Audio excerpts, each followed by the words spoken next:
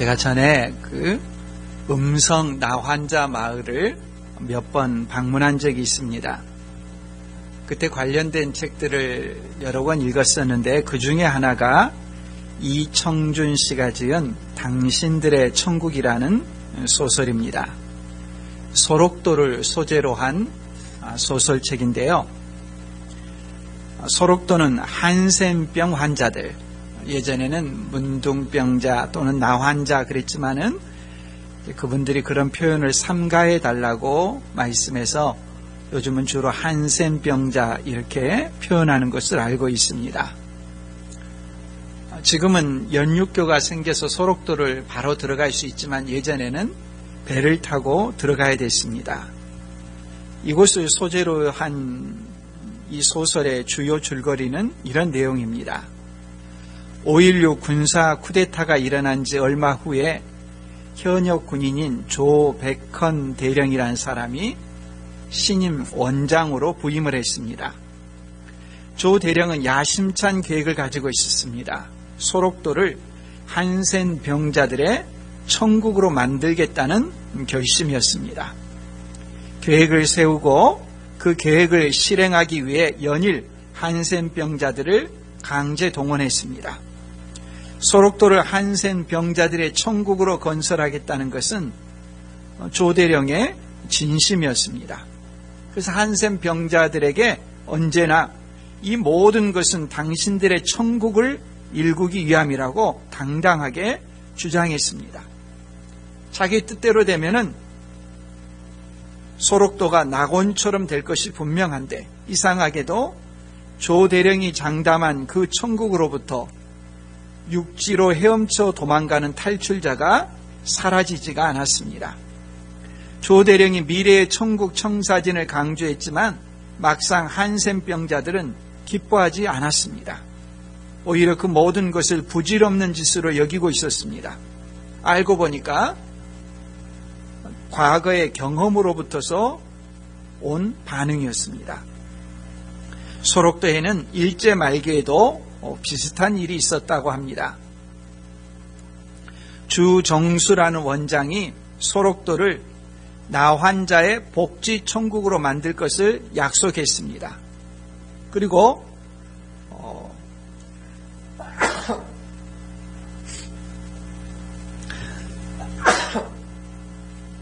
죄송합니다. 낙토를 건설하기 시작하면서 점차 성취역에 눈이 멀기 시작한 것입니다. 주정수 원장은 새로운 일거리를 자꾸 만들어냈습니다. 원생들은 더 많은 강제 노역에 시달려야 됐습니다. 그러는 가운데 분명히 성과도 있었습니다. 소록도가 복지가 증대된 것입니다.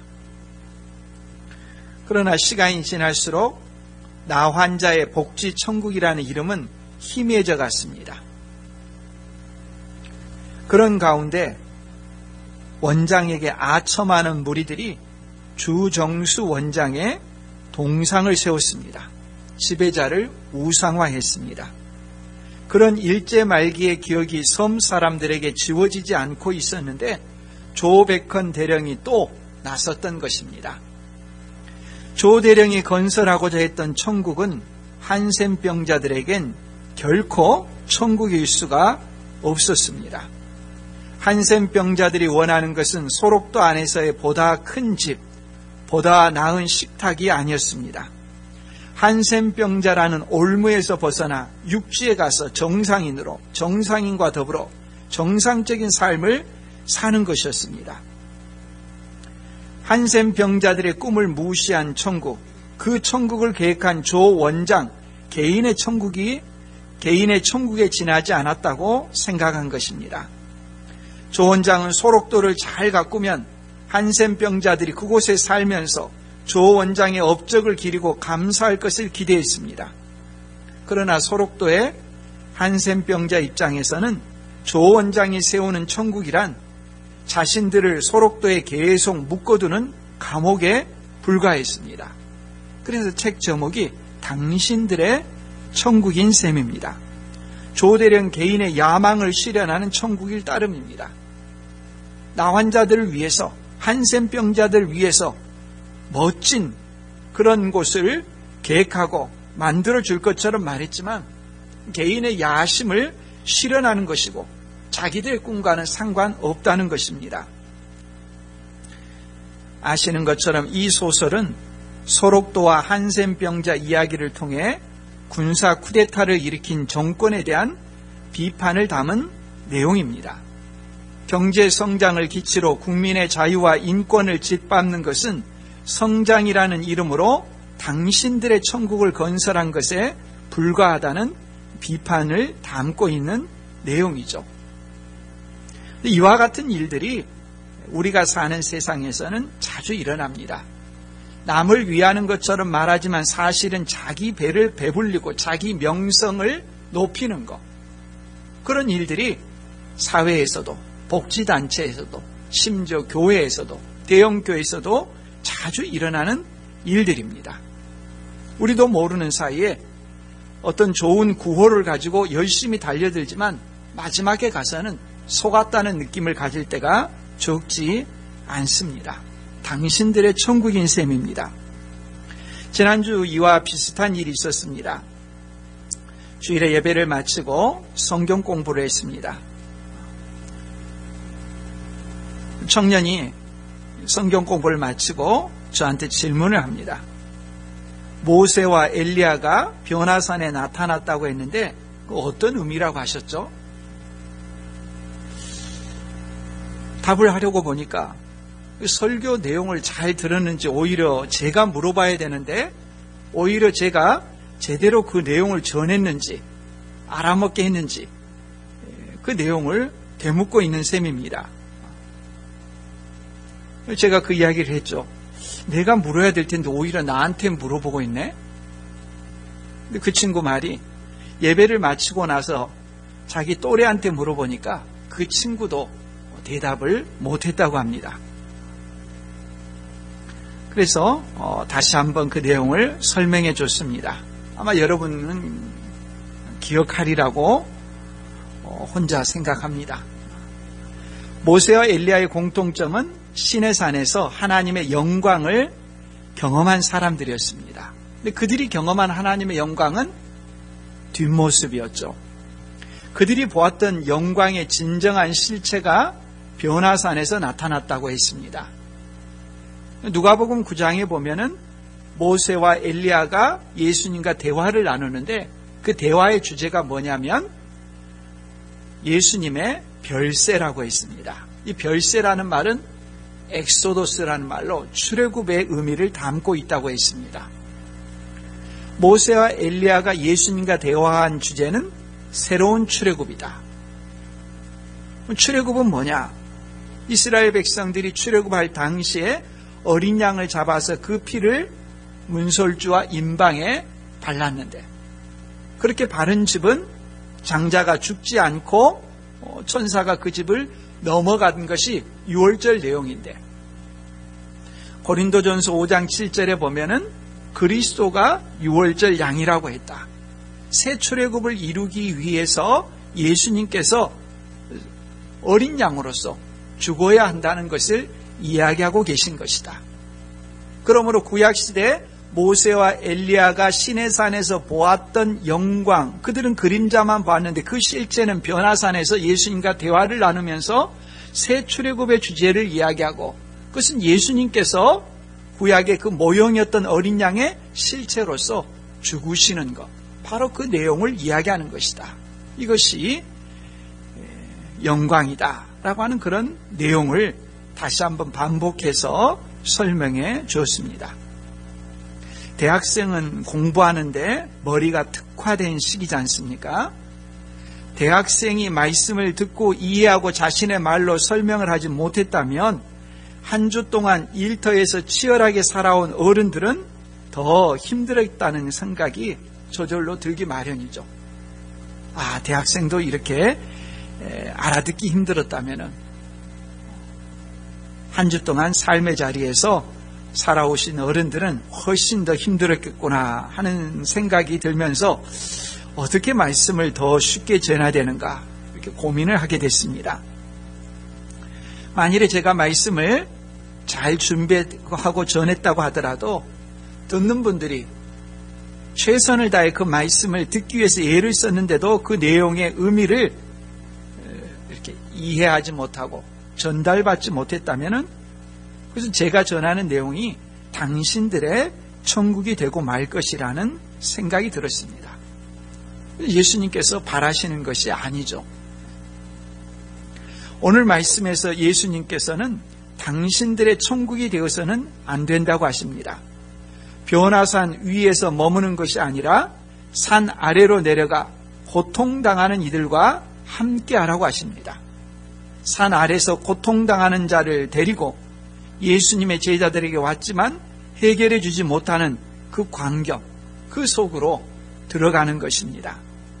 오늘 말씀을 통해서 산 밑에 처절한 현실에 대해서 그것이 과연 무엇인가? 그런 현실을 해결해 주지 못하는 두 가지 이유가 무엇인가 하는 내용을 우리가 차례대로 살펴보도록 하겠습니다. 먼저 산 아래는 어떤 삶의 자리가 펼쳐지고 있는가 하는 것입니다. 산 위와 대조되고 있습니다. 변화산에 올라갔던 세 제자들은 놀라운 광경을 목도했습니다. 예수님이 변형되셨고 구약의 두 위대한 인물 모세와 엘리야가 출현했습니다. 베드로는 그 현장이 계속되기를 바랐습니다. 초막셋을 짓고 그 자리에 머물면서 그 체험을 연구하고 싶어 했습니다. 그러나 예수님께서는 제자들을 데리고 산에서 내려오셨습니다. 제자들이 있어야 될 곳은 산 위가 아니라 산 아래라는 것을 몸으로 가르쳐 준 것입니다. 산 아래는 산 위와 아주 대조적이었습니다. 참담하고 가슴 아픈 광경이었습니다. 마치 구약시대 모세가 시내산 위에 있을 때는 하나님의 임재를 맛보고 놀라운 자리였지만 산 아래 내려오니까 사람들이 금송아지를 만들어 놓고 광란에 춤을 추고 노란하는 것과 같은 그런 전혀 다른 세계였습니다. 예수님께서 산 밑에 내려오시자 한 사람이 예수님께 와서 꿇어 엎드렸습니다. 사연이 있는 사람이었습니다. 자기 아들 때문에 예수님께 찾아왔던 아버지입니다. 15, 16절에 보면 주여 내 아들을 불쌍히 여기소서. 그가 간질로 심히 고생하여 자주 불에도 넘어지며 물에도 넘어지는지라. 내가 주의 제자들에게 데리고 왔으나 능히 고치지 못하더이다. 변화산 위와 대조되는 산 아래 삶의 현장입니다. 산 위에서 예수님이 영광스러운 변형을 하시고 구약에 그토록 보고 싶은 인물이었던 모세와 엘리야를 목도했던 그런 꿈같은 세계, 그와 대조되는 것입니다. 산 밑은 고통과 아픔이었습니다. 아버지가 데려온 아들은 심각한 상태였습니다. 간질 증세가 아주 심했다고 합니다. 자주 불에도 넘어지고 물에도 넘어졌다고 합니다. 이상한 일이죠. 보통의 간질이라면 그냥 그 자리에서 쓰러질 텐데 자신을 불에도 던지고 물에도 던진다는 것은 그 이상의 어떤 원인이 있다는 것을 보여줍니다. 같은 내용을 담은 마가복음에 있어서는 더 깊은 차원의 문제가 있다고 우리에게 가르쳐 줍니다. 마가복음 9장 18절 말씀에 보면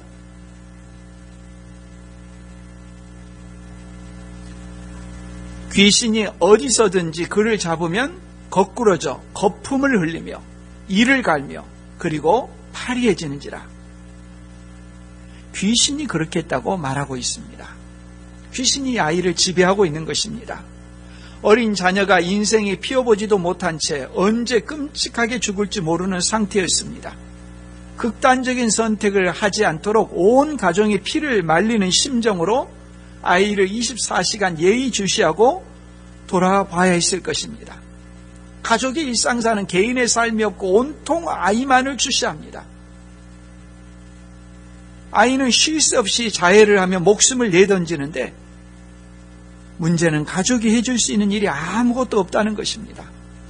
이런 식으로 시간이 지나게 되면 언젠가 가족들 가운데는 두 손 들고 포기하는 사람들이 나올 것이고 그런 사람들이 계속해서 늘어나게 되면 아이의 생명은 어떻게 될지 누구도 할 수가 없습니다.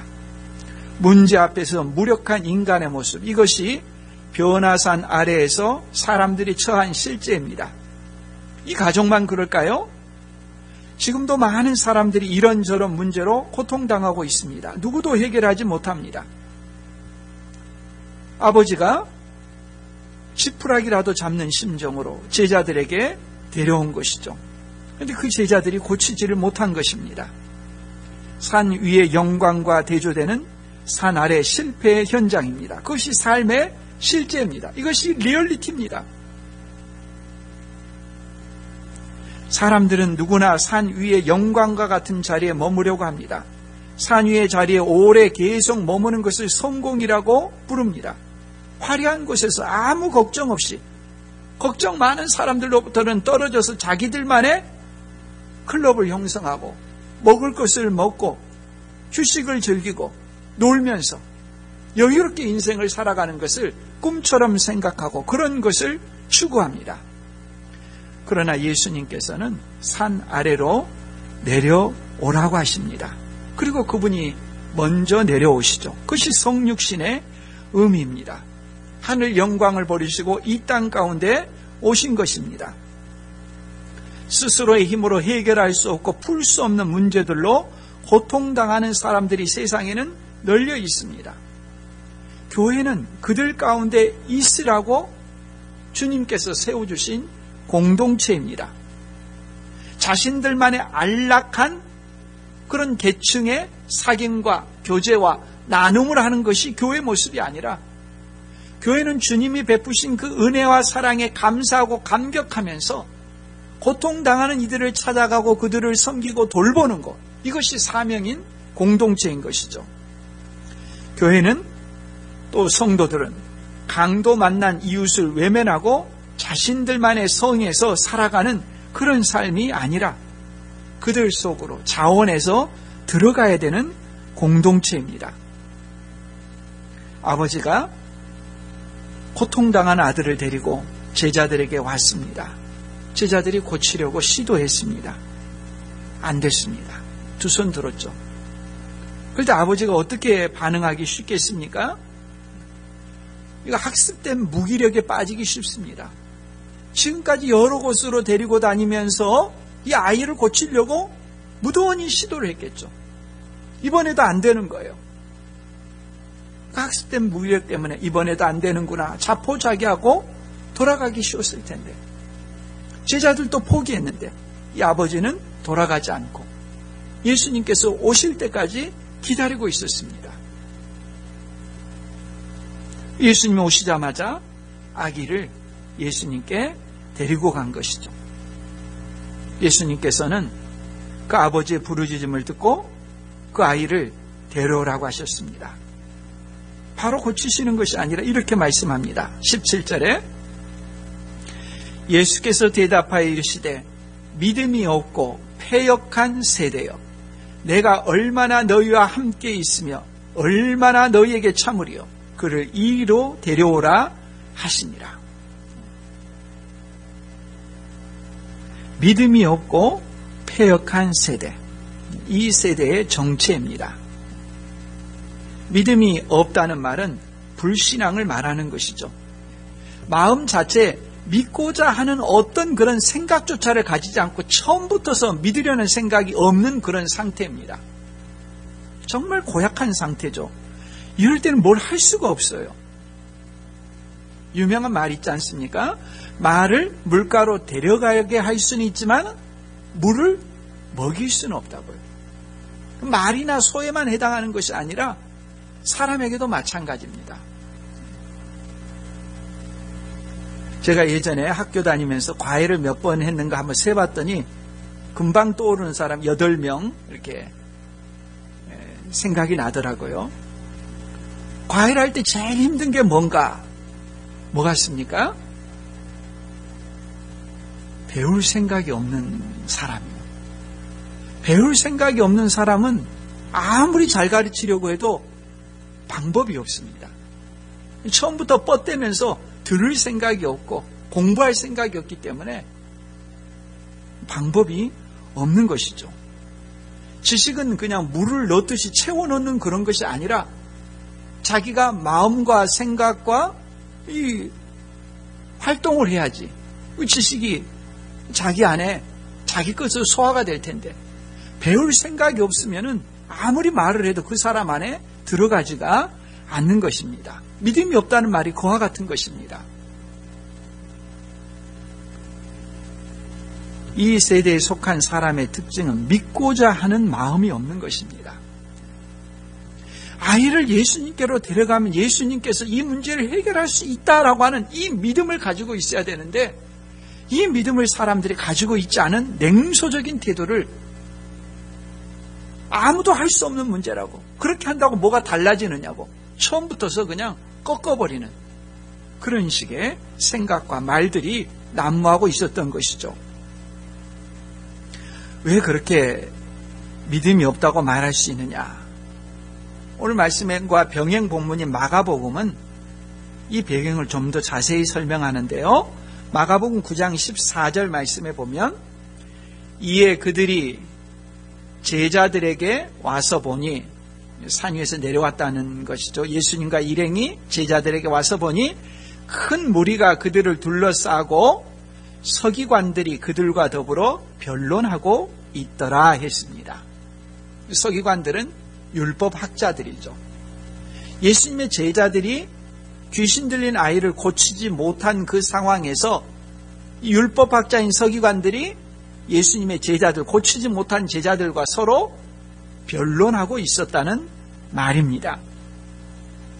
서기관들이 예수님의 제자들에게 무슨 말을 했을까요? 예수님의 제자들이 간질로 고생하는 아이를 고치지 못한 것에 대해서 마치 자신들이 승리를 거둔 것처럼 의기양양하게 따지고 있었을 것입니다. 거봐라, 이런 아이는 고칠 수 없는 거야. 니들이 무슨 재주로 고치는 거야. 모욕하고 비난하고 말들을 했겠죠.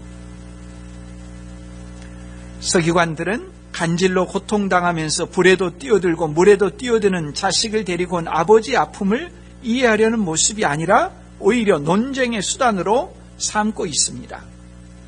그런 비슷한 일들은 우리가 일상에서 자주 경험할 수 있는 일들입니다.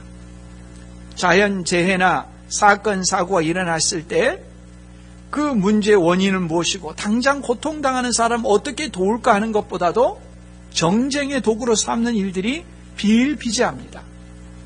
믿음이 없고 패역한 세대라고 합니다.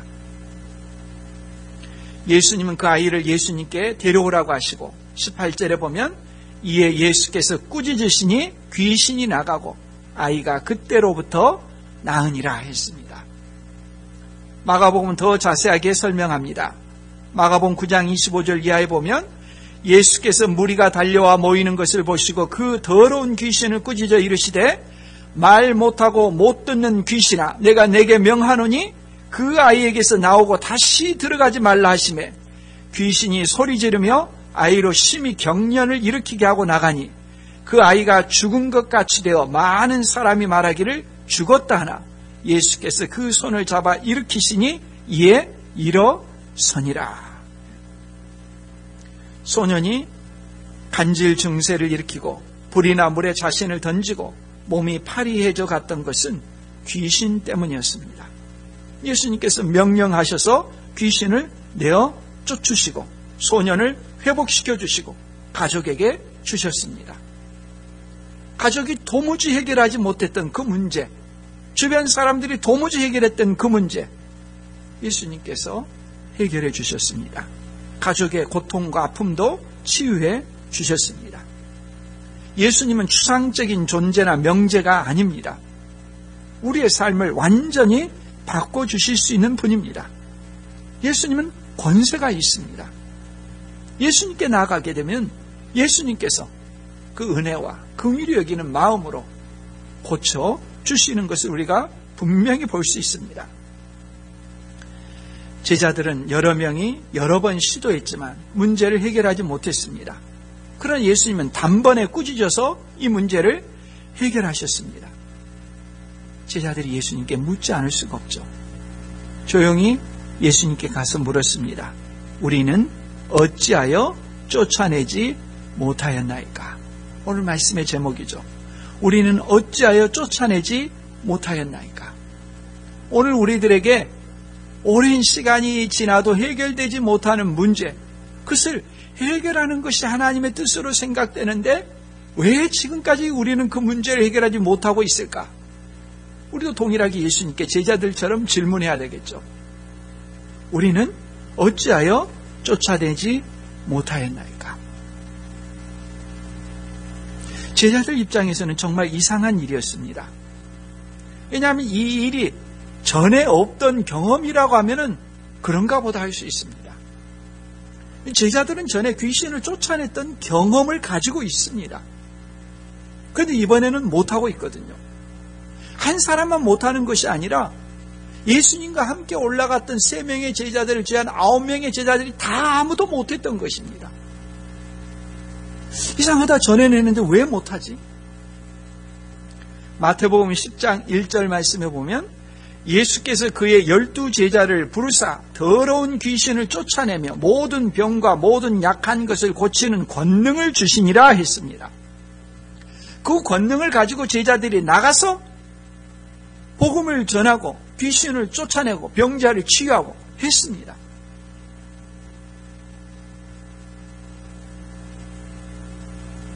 그런데 이번에는 쫓아내지 못한 것입니다. 과거의 경험을 토대로 호기롭게 달려들었지만 제자들 가운데 누구도 해결하지 못했습니다. 그런데 예수님께서는 단번에 쫓아내신 것입니다. 그 차이가 무엇이냐 하는 것입니다. 뒤집어 말하면 우리도 어떻게 하면 예수님처럼 이 문제를 해결할 수 있습니까 하는 것입니다. 첫 번째 이유는 믿음이 작기 때문이라고 하십니다. 20절 말씀, 이르시되 너희 믿음이 작은 까닭이니라. 진실로 너희에게 이르노니 만일 너희에게 믿음이 겨자씨 한 알만큼만 있어도 이 산을 명하여 여기서 저기로 옮겨지라 하면 옮겨질 것이요 또 너희가 못할 것이 없으리라. 믿음이 적기 때문이라고 하십니다. 믿음이 적다라고 하는 말은 믿음이 없다는 말입니다. 왜 그렇습니까? 겨자씨 하나의 비유를 통해서 알 수 있습니다. 겨자씨처럼 작은 씨도, 마태복음 13장에도 예수님께서 겨자씨 비유를 하셨지 않습니까? 겨자씨같이 작은 것도 하나님 나라는 큰 거목이 돼서 거의 새가 깃들일 수 있습니다. 왜 그렇습니까? 크기의 문제가 아닙니다. 생명의 문제입니다. 작지만 겨자씨 안에는 생명이 있기 때문에 그 생명이 약동해서 자라고 성장하며 커갈 수가 있는 것입니다. 크고 작음의 문제가 아니라 생명이 있느냐 없느냐의 문제입니다. 믿음이 작다라는 말은 사실 그들에게 믿음이 없다는 것이죠. 겨자씨만한 믿음이 있어도 믿음이 있기만 하면 이룰 수 있는 일입니다. 산을 명해서 옮길 수가 있다고 하십니다. 자기 믿음의 크기를 증명하기 위해서 산 앞에 가서 저리로 옮겨가라, 이 말 하라는 게 아니죠. 산을 옮긴다라는 말은 관용어입니다. 수거입니다. 그 시대에 산을 옮긴다라고 하는 말은 해결하기 어려운 큰 문제를 해결한다라는 그런 뜻을 담고 있는 관용어입니다. 겨자씨만한 믿음이 있으면 믿음 자체가 생명이고 능력이기 때문에 사람들이 해결할 수 없다고 하는 그런 일들을 해결할 수 있다는 것입니다. 그러므로 그 자리에 있는 사람들은 믿음이 없었다는 것이죠. 믿음이 있기만 하면 놀라운 일들이 일어납니다. 열왕기하 4장에 보면은 엘리사 시대 이야기인데요. 엘리사 시대에 수련을 받던 여러 선지 생도들이 있었습니다. 한 선지자 생도가 죽었습니다. 그 선지자 생도의 부인이 엘리사를 찾아와 가지고 말합니다. 우리가 너무 가난합니다. 너무 가난해서 빚을 졌는데 채권자가 와서 두 아이를 종으로 삼으려고 데리고 가려고 합니다. 이 선지 생도는 죽었는데 어떻게 하면 좋습니까? 이렇게 물었던 것이죠. 요청을 했던 것이죠. 그러자 엘리사가 듣고는 너에게 있는 것이 뭐냐라고 묻습니다. 얼마나 빚이 많냐 뭐 이런 것들을 캐묻는 것이 아니라 너에게 지금 있는 것이 뭐냐라고 묻습니다. 너에게 지금 있는 것이 뭐냐? 뭐일까요? 집안을 다 뒤져봤을 때 있는 것 하나, 기름이 한 그릇 있습니다. 그게 다였어요. 기름 한 그릇이 답니다. 겨자씨 하늘 같은 거예요. 엘리사가 그 부인에게 뭐라고 합니까? 선지생도의 부인에게 너의 이웃에게 가서 그릇을 빌려오라라고 말합니다. 모든 이웃에게 그릇을 빌라 이렇게 표현했습니다. 그럼 어떻게 해야 됩니까? 모든 이웃에게 그릇을 빌라. 모든 이웃에게 모든 그릇을 다 빌려와야 합니다. 그렇게 했을까요? 아마 그렇게까지는 안 했을 거예요. 그릇을 빌려온 다음에 집 안에 들어가서 그 빈 그릇을 다 펼쳐놓고 두 아들과 함께 담겨있는 기름을 빈 그릇에 부으라고 했습니다. 붓기 시작했습니다. 희한한 일이 일어났습니다. 기름을 부어도 기름이 떨어지지가 않는 거예요. 모든 빈 그릇에 다 채웠습니다. 엘리사가 묻습니다. 더 이상 빈 그릇이 없냐? 없습니다. 그 순간 기름이 멈췄습니다. 엘리사가 말합니다. 이 기름을 가지고 팔아서 빚을 다 갚고 나머지는 너희의 생활비로 써라. 문제 해결해 줬습니다. 선지생도의 부인이 감사하면서도 어떤 마음이 또 들었을까요? 사람이라면 다 같은 생각이겠죠. 어떤 생각이 들겠습니까? 더 빌릴 걸, 그릇 더 빌릴 걸. 분명히 엘리사는 말했어요. 모든 이웃에게 그릇을 빌라고. 모든을 가볍게 생각했어요. 자기에게 있는 작은 그 기름 한 그릇밖에 없지만은 그 그릇을 가지고 모든 그릇을 다 채울 수가 있었습니다. 우리는 작다고 생각하지만 그 작은 것에 하나님의 은혜와 능력이 담기면 생명의 역사가 일어납니다. 자꾸 다른 사람과 비교해서 보잘것없는 것처럼 생각하지만 다른 사람과 비교할 이유가 어디에 있습니까? 하나님의 은혜와 능력을 기대하며 하나님이 우리와 함께 하신다면 문제가 되지 않는 것이죠. 믿음으로 한다는 말 자체는 믿음으로 한다는 말 자체가 내게는 해결 능력이 없다는 그런 의미입니다. 자신에게 해결 능력이 있다고 한다면 자기가 해결하면 되죠. 자기 능력의 문제가 되죠. 근데 믿음으로 한다는 것은 내게는 해결 능력이 없기 때문에 하나님을 믿고 신뢰하고 의지한다는 말입니다. 제자들은 과거 경험을 가지고 마치 자판기처럼 기계적으로 귀신을 쫓아내려고 했습니다. 그러나 귀신을 쫓아냈던 제자들의 능력이라고 하는 것은 원래 자기들이 소유하고 있던 내재하는 능력으로 행했던 것이 아닙니다. 귀신을 쫓아내는 것은 손만 대고 말만 하면 솟구치고 터져나오는 자동화된 시스템이 아닙니다. 주문을 외우기만 하면은 그 결과가 나타나는 마법, 마술 그런 것이 아닙니다. 귀신을 쫓아내는 것은 내 안에 능력이 나오는 것이 아니라 하나님을 신뢰하고 믿음으로 하나님께서 그 믿음에 역사하시는 것입니다. 제자들은 자기 안에 그런 능력이 있는 것처럼 과거의 경험을 토대로 해서 지금도 그렇게 할 수 있는 것처럼 생각했습니다. 천만의 말씀입니다.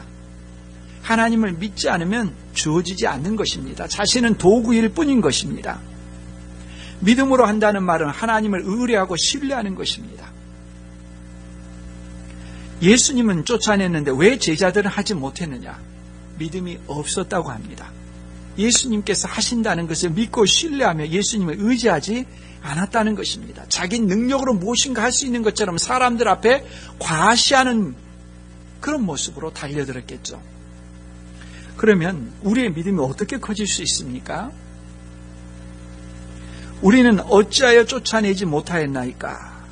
둘째 이유는 기도와 금식입니다. 본문 21절에 보면 없음이라고 이렇게 되어 있는데 난하 주에는 뭐라고 되어 있습니까? 기도와 금식이 아니면 이런 유가 나가지 아니하느니라 라고 했습니다. 이렇게 가끔가다 성경에 없음이라고 괄호가 쳐 있는 것은 어떤 성경 사본에는 되어 있는데 어떤 성경 사본에는 그 표현이 없을 때, 보다 우수한 사본은 말이 짧은 것이라고 하는 그런 공식이 있습니다. 어떤 사본에는 없고 어떤 사본에는 있을 때 있는 것을 배제하는 경향이 있습니다. 아무래도 설명을 하기 위해서 더 보태는 경향이 있기 때문에 말이 더 짧고 난해한 것이 원문일 가능성이 더 크다, 이렇게 본문 비평학자들은 결정을 하는 것입니다. 이 본문은 어디서 난 것이냐? 같은 내용을 담고 있는 마가복음 내용에 보면 이런 내용이 나옵니다. 마가복음 9장 29절에 보면 이렇게 기록되어 있습니다. 이르시되 기도 외에 다른 것으로는 이런 종류가 나갈 수 없느니라. 그 마가복음 본문에도 보면 어떤 사본에는 기도 외에 다른 것으로는 이런 종류가 나갈 수 없느니라 이렇게 되는 것도 있고, 또 어떤 것에는 기도와 금식 외에 다른 것으로는 이런 종류가 나갈 수 없느니라, 더 짧은 것을 선택하고 하는 경향으로 하는 규칙으로 금식을 빼고 기도만 그렇게 본문에 되어 있는 거죠. 왜 제자들은 쫓아내지 못하였느냐? 두 번째 이유, 기도입니다. 기도와 금식이 아니면 이런 유가 나가지 아니하느니라. 이런 유, 마가복음 9장 29절에서는 조금 더 설명해서 이런 종류라고 했습니다. 이런 유, 이런 종류라고 하는 말은 무슨 말일까요? 이런 종류도 있고 저런 종류도 있다는 것입니다. 어떤 종류는 제자들이 전도 여행을 하면서 귀신들을 쫓아내는 것처럼 쉽게 상대할 수 있는 그런 종류도 있습니다.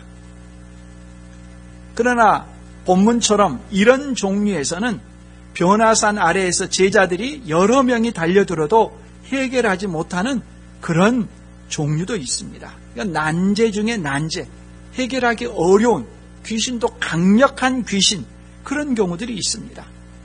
그럴 때 어떻게 해야 되느냐? 기도라는 것입니다. 믿음이 하나님께 대한 신뢰이고 기도 역시 하나님께 대한 신뢰죠. 왜 우리가 기도합니까? 내 능력으로 할 수 있으면 기도하지 않습니다.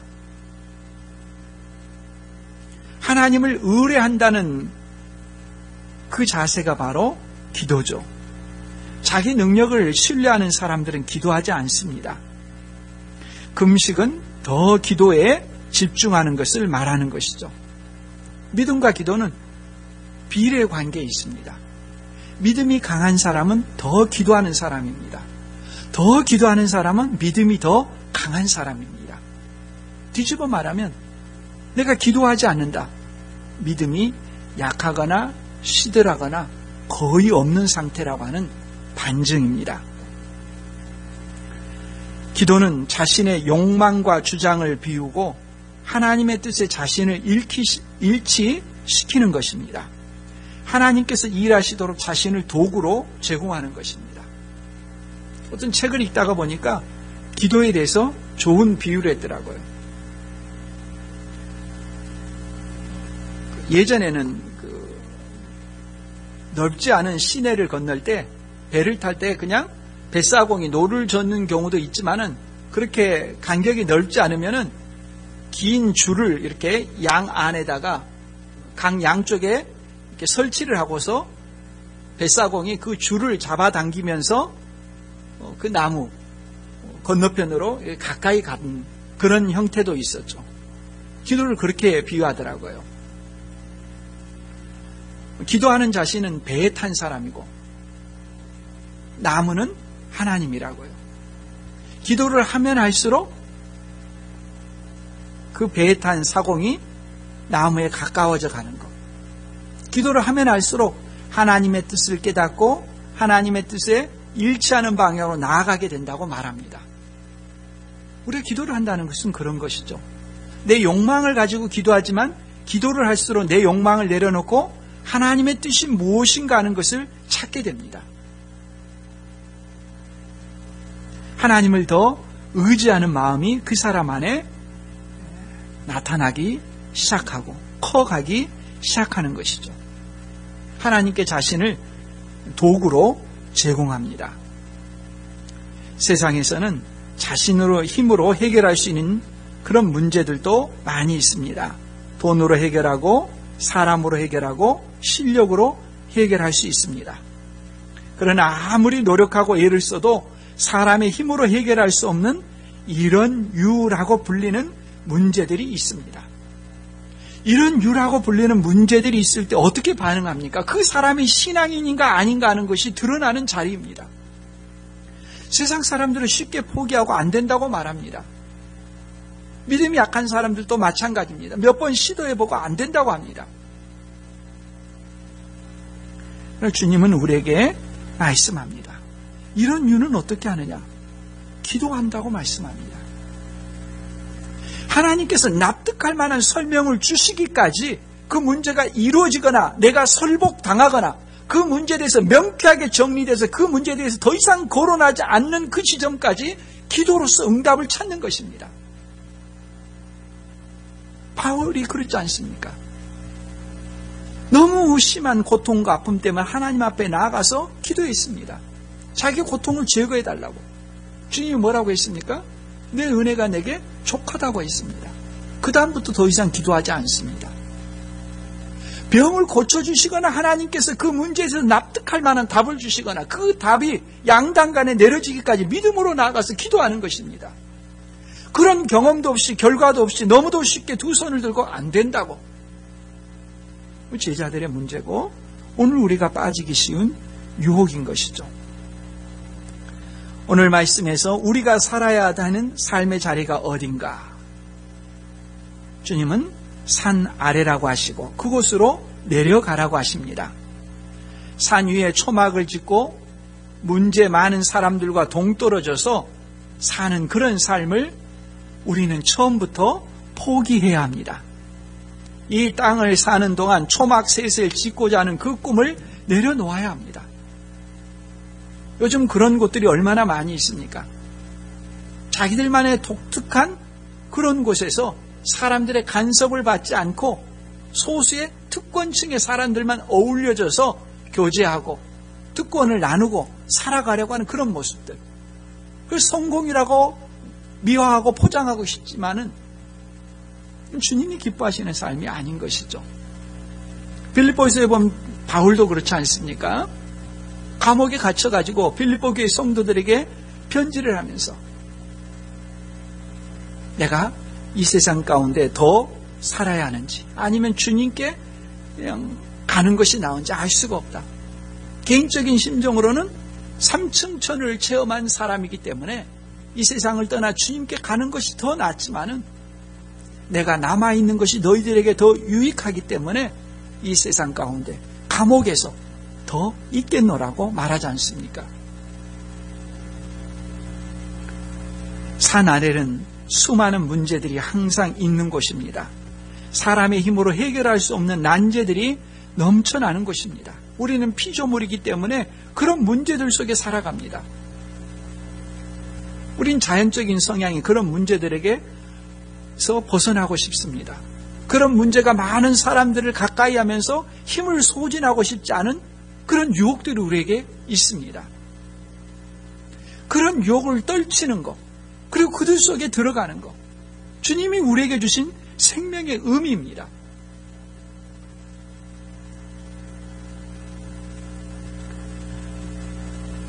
산 아래로 내려간다는 말은 산 위에서 무술을 다 배우고 하산하는 그런 개념이 아닙니다. 동양적인 개념은 그런 거잖아요. 스승을 찾아갔더니 스승이 어떤 산에서 제자를 받아가지고 무술을 혹독하게 가르치니까 이제 더 이상 가르칠 것이 없다고 하산하라. 그럼 원수를 갚는다든지 뭔가 그냥 어떤 일을 하는 그런 개념이지 않습니까? 산 아래로 내려간다는 말은 그런 개념이 아닙니다. 아무것도 익히지 못했는데, 아무런 준비도 되지 않았는데 그냥 내려가는 겁니다. 이 성경적인 개념이에요. 자신도 부족하고 오히려 자신도 도움을 받아야 될 연약한 상태인데 그대로 내려가는 거예요. 풀기 어려운 산적한 문제들이 많이 있는 그 산 아래에 자신도 부족한 상태인데 어떻게 내려가서 도울 수 있단 말입니까? 그래서 믿음이라는 말이 나오는 것입니다. 믿음이라는 것은 자기 안에 고유한 능력으로 다른 사람을 도와주는 게 아니에요. 어떤 경지에 이르러서 자기 능력으로 다른 사람의 문제를 해결하는 그런 것이 아닙니다. 믿음이라는 말은 내가 통로가 된다는 말입니다. 하나님의 은혜와 능력이 흘러가는 통로가 되는 것. 내 힘으로 하는 것이 아니라 하나님께서 하시도록, 하나님을 의지하도록 그렇게 나아가는 것이죠. 자신 안에 능력이 내재해 있는 것이 아니라 하나님의 능력의 통로가 되는 상, 그것을 믿음이라고 합니다. 모세가 그랬지 않습니까? 히브리서 11장 24절 이하에 보면 믿음으로 모세는 장성하여 바로의 공주의 아들이라 칭함받기를 거절하고 도리어 하나님의 백성과 함께 고난받기를 잠시 죄악의 낙을 누리는 것보다 더 좋아하고 그리스도를 위하여 받는 수모를 애굽의 모든 보화보다 더 큰 재물로 여겼으니 이는 상 주심을 바라봄이라. 모세의 나이 40세, 바로의 공주라는 영광의 자리를 대신해서 종살이하는 히브리 백성들의 자리로 내려갔습니다. 그 마음을 믿음이라고 성경은 보고 있습니다. 모세가 또 80세에도 내려갔죠. 시내산에서 양을 치고 있었습니다. 불타는 가시덤불에서 하나님께서 모세를 부르시고 뭐라고 하셨습니까? 애굽으로 가라고 하셨습니다. 그 40년 동안 모세가 무슨 병법을 익혔습니까? 무술을 익혔습니까? 아무것도 그런 거 익히지 않았어요. 자기를 비우는 과정이었어요. 무력해지는 과정이었어요. 그 40세 때 자기가 익혔던 그 모든 애굽의 학술들, 능했던 그런 기술들 40년이 지나면서 다 무용지물이 되었죠. 아, 내 힘으로는 아무것도 할 수 없구나. 양을 치면서 인생을 마치는구나. 자기를 철저히 비운 그 시점에 하나님께서 모세를 부르셨죠. 뭘 채워주시지도 않았어요. 고작 하나, 뭘 가지고 가라고 합니까? 지팡이 하나 가지고 가라고 합니다. 지팡이는 뭡니까? 하나님의 임재의 상징입니다. 내가 너와 함께 있으면 그걸로 모든 것이 가능하다. 너에게 무슨 재능과 능력과 기술이 더 요구되는 것이 아니라는 것입니다. 자기 안에 큰 능력을 보유하고 실력을 갖출 때까지 하산하는 것을 미루는 것이 아닙니다. 지금 가는 것입니다. 사람들 속에 살아가고 부대끼는 것을 피해서는 그리스도인의 삶의 자세가 아닙니다. 부족하고 연약하지만 바로 내려가는 것입니다. 아무런 준비가 되어 있지 않더라도 고통당하는 사람들 가운데 들어가면 하나님께서 그 사람을 통해서 역사하십니다. 삶의 현장에서 자신의 부족함을 누구나 절감합니다. 때문에 믿음의 사람들이 기도하는 것입니다. 기도는 주님의 도움을 구하는 것이죠. 나의 믿음 없음을 도와주십시오. 고통당하는 이웃을 도와주십시오. 그 기도를 주님께서 들으시는 것입니다. 다른 사람을 비난하고 책임을 돌린다고 해서 문제가 해결되지 않습니다. 우리가 행해야 되는 것은 믿음과 기도입니다. 오랜 시간 동안 우리 안에 해결되지 못하는 고질적인 문제가 있습니까? 믿음과 기도입니다. 우리의 가정 가운데 오랜 시간 동안 해결하지 못하는 고통스러운 문제가 있습니까? 믿음과 기도입니다. 우리가 속한 공동체 가운데, 교회 가운데, 우리의 나라 가운데 얼마나 고질적인 문제가 있습니까? 이 문제를 가지고서 광장에 나가서 외친다고 해결된다고 생각합니까? 그것이야말로 불신앙입니다. 주님이 우리에게 말씀하시죠. 믿음과 기도라고 하십니다. 우리가 있어야 될 자리가 믿음과 기도로서 이웃을 섬기는 자리에 있어야 된다는 이 주님의 가르침을 기억하고 결단하고 사람들 속에 들어가서 믿음과 기도로 섬기는 우리 모두가 될 수 있기를 바랍니다.